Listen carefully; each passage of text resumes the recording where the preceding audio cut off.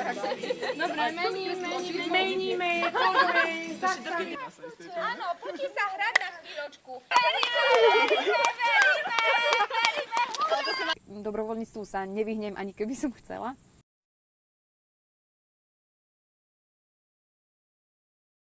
Pôsobila som predtým niekoľko rokov v hnutí kresťanských spoločenstiev detí a mala som kontakty aj s ľuďmi z iných organizácií a vlastne nás tak naštartovalo v tom čase, že Rada mládeže Prešovského kraja nefungovala tak, ako by možno mladí potrebovali.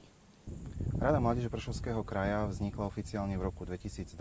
Vtedy som pôsobil v takom prípravnom tíme, ale dá sa povedať, že od roku 2006 po takej transformácii tejto organizácie na také profesionálne občianske združenie vediem tím ľudí v rámci tejto organizácie. Dali sme sa dokopy pár ľudí a to bol taký podnet, možno aj tým, že mala som isté skúsenosti z organizácie svojej. Mala som zážitky, mala som kontakty a možno to som chcela posunúť ďalším mladým, aby aj oni sa vedeli takto obohacovať. Do tejto organizácie som sa dostal tak, že som ako druhák na strednej škole vstúpil do žiackej školskej rady a následne sme po niektorých nejakých tých aktivitách došli aj k jednému školeniu pre mladých lídrov, ktoré organizovala Rada mládeže Prešovského kraja. Dobrovoľníctvo robím prostredníctvom Rady mládeže Prešovského kraja, kde som sa dostal ako zastupca obecnej Rady mládeže Raslavice. To je vlastne obec, z ktorej pochádzam a je to organizácia, ktorá tam funguje niečo podobne ako Rada mládeže Prešovského kraja, len ešte menej rozvinutá. Mohla som koordinovať jeden veľký projekt práve zameraný na dobrovoľníctvo, ktorý organizovala Rada mládeže Prešovského kraja a momentálne im teda vypadli nejaké kapacity, tak ma oslovili skrz toho, že vedeli, že sa nejako dobrovoľnícky angažujem už aj predtým.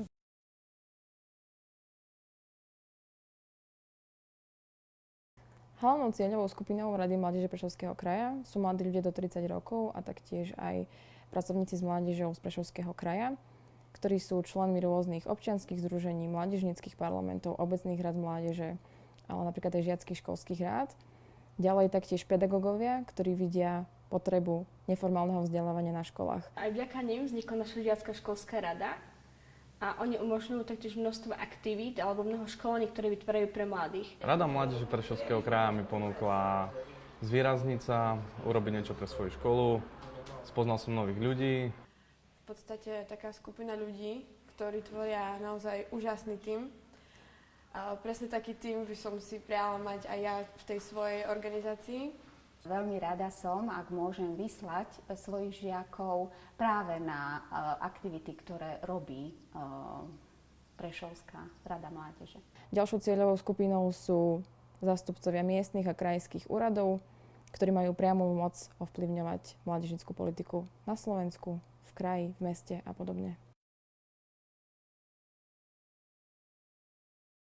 Ak chceme kráčať dopredu, pozerajme sa vždy dopredu. A to je obľúbené motto Ľuboša Marciniaka, my sme tak na ňo naskočili celkom, stotožnili sme sa s ním. Rada mládeže Prešovského kraja predstavuje akúsi sieť mládežníckych organizácií na území nášho kraja a predstavuje možno takú platformu mládežníckeho sektora a jej hlavným takým cieľom je na jednej strane možno reprezentovať, presadzovať, ale predovšetkým obhajovať záujmy mladých ľudí a naučiť mladých ľudí, aby si tieto záujmy vedeli obhajovať sami. Hlavné oblasti, ktorým sa venuje Rada mládeže Prešovského kraja, sú mládežnícka politika a participácia, výchova k tolerancii a ľudským právam a dobrovoľníctvo. Mládežnícku politiku ja vnímam ako všetko to, čo zahrňa, čo mladý človek zažíva, čo ho obklopuje, s čím sa stretáva. Je to od oblasti vzdelávania, kedy mladý človek nastúpi na štúdium na strednej škole. Sú to otázky využívania voľného času mladého človeka, otázky súvisiace s kultúrou pre mladého človeka a v neposlednom rade možno aj také podstatnejšie a dôležitejšie témy, ako je zamestnanosť, respektíve nezamestnanosť mladých ľudí, otázka osamostatňovania sa mladého človeka od svojich rodičov.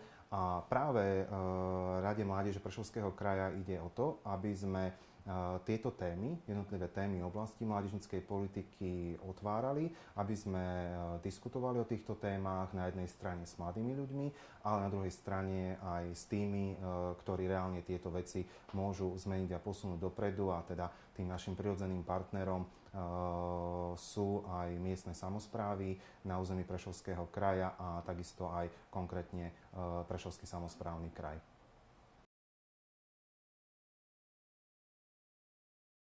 V rámci oblasti mládežníckej politiky a participácie Rada mládeže Prešovského kraja realizuje svoje aktivity v rámci 3 oblastí, a to sú žiacké školské rady, obecné rady mládeže a mládežnícke parlamenty. Sú to rôzne workshopy, vzdelávacie aktivity, hlavne na báze neformálneho vzdelávania, letné školy, zážitkové, konferencie, kampane a všetko to je vlastne v oblasti, ktoré mladých ľudí zaujíma. Veľmi som privítala aktivity, ktoré robila Rada mládeže Prešovského kraja a bola som na nejakých takých aktivitách, čo sa týka naučiť sa, vidieť, oboznámiť sa, a preto som im veľmi vďačná za to. No to bolo tým školením. Ja som sa dozvedela o školení, ja som bola také dieťa, že chcela som naozaj vidieť niečo nové, skúsiť niečo nové, a toto sa mi zapáčilo, že je to takou úplne inou formou ako v škole. Takže pôjdem tam, že chcem vidieť, hovorili mi, že spoznám tam nových ľudí, takže to bude fajn, že zažijem nové veci, takže tak potom som sa dostala k nim. Mojou takou srdcovkou v rámci aktivít Rady mládeže Prešovského kraja sú práve letné školy. Tu sme si mali možnosť zažiť aj toto leto, tak ešte to máme čerstvo v pamäti. A ide o pobytovú akciu, nejaké 4 dni. Táto konkrétne bola venovaná problematike dobrovoľníctva, takže sme sa tak mali možnosť viacej ponoriť do témy, a všetky tieto aktivity vzdelávacieho charakteru majú takého spoločného menovateľa, a tým je neformálne vzdelávanie a metódy, s ktorými neformálne vzdelávanie pracuje. Ide o učenie sa na základe zážitku, čo je pre mladých ľudí dosť príťažlivé, keď to možno porovnávajú s tým formálnym vzdelávaním, ktoré poznajú zo školy.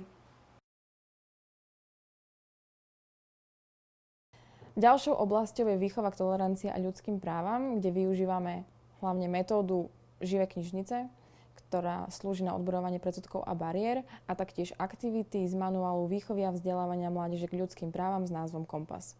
Raz sme boli na školení o ľudských právach a živých knihách z našej žiackej školskej rady, kde sme sa vlastne spoznali s Radou mládeže Prešova, a bolo to veľmi zaujímavé a veľmi naučné. Kompas je zbierka rôznych aktivít, nápadov, tipov pre mladých ľudí, ako sa môžu vzdelávať a vzdelávať aj ostatných v oblasti ľudských práv. Viesť ich väčšej tolerancii medzi sebou. Myslím si, že vhodnou aktivitou pre váš problém je Bojovníci za práva. Je názov je Bojovníci za práva. Trvá síce až 60 minút, ale dá sa to zvládnuť rýchlejšie, záleží od počtu ľudí, ktorých máte v skupine.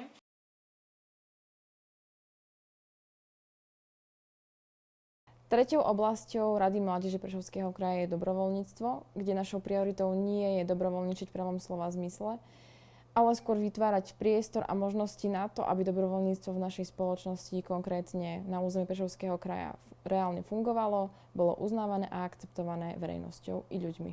Jednoducho dobrovoľníctvo spravilo zo mňa úplne iného človeka. V podstate cez dobrovoľníctvo človek môže aj kráčať k nejakým určitým hodnotám. Je ten čas dobre naplnený? Dobrovoľníctvo je pre mňa radosť.